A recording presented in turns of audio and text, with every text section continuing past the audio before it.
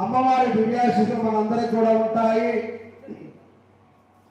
సకల కోరికలు తీర్చే మహాతల్లి అమ్మలగన్నయ్యమ్మ, ముగ్గురమ్మలకు మూలపమ్మ, చాలా పెద్దమ్మ, శివాలమ్మ, గడిపాడు వచ్చిన అమ్మ, దండలో నమ్మిన వేలుపటంగా ప్రభావించుత మహత్వ కవిత్వ పవిత్ర సంపదలు ఈ యొక్క జగన్మాత ఆదిపరాశక్తులైనటువంటి సకల లోకాలకు తల్లి, మరి సకల దేవతలకు మూలపటమ్మ అటువంటి జగన్మాతను మనము కర్మల మనస వాచ మరి భయభక్తులతో అమ్మను సేవించినట్లయితే మరి అమ్మ దయ ఉంటే అన్ని ఉన్నట్లే.